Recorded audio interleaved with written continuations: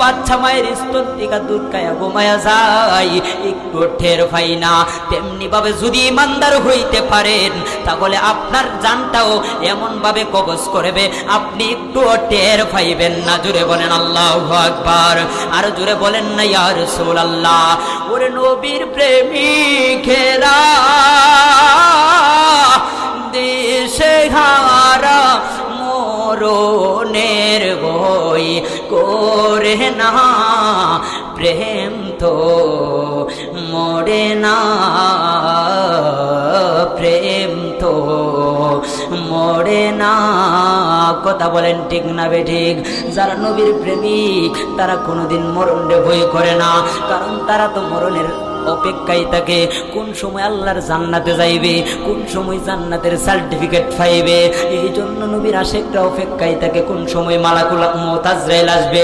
যখন দেখেন মালাকুল মউত আজরাইল যখন ইমানদারের সামনে আসে তখন এই আজরাইল আইসা বলে, ও ইমানদার, যেমন ধরেন কাগালিয়া গ্রামের একজন ইমানদার, ও কাগালিয়া গ্রামের ইমানদার, আল্লাহ আমারে পাঠাইছে আপনারে নেওয়ার জন্য।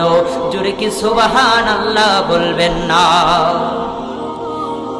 যদি আপনি ইমানদার হইতে পারেন তাহলে দেখেন কত সৌভাগ্য।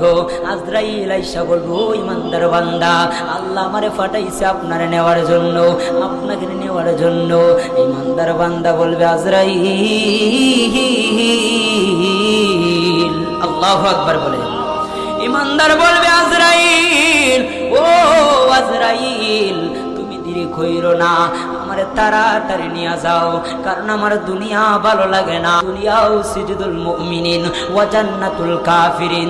যারা মুমিন হইবে তাদের জন্য দুনিয়া মনে হবে জেলখানা।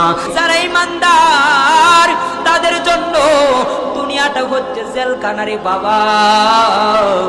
আর যারা বেঈমান হই তারা মনে করে এই দুনিয়ায় সব, যা শিখায়া মায়া দিনকাল খাড়ক। কিন্তু একটা কথা মনে রাখবেন, এই দুনিয়ায় যে আল্লাহ পাঠাইছে সেই আল্লাহই কিন্তু আপনারে আবার নিয়ে যাইবে। কথা বলেন ঠিক না বেঠিক?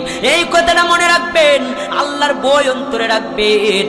ইত্তাকুল্লাহ, আল্লাহ বারবার বলে, বান্দা তোর অন্তরে আমার বই রাখ, তোর অন্তরে আমার বই রাখ, তাহলে দেখবে তুই এমনি আল্লাহওয়ালা হইয়া যাইবে। জোরে বলেন সুবহানাল্লাহ।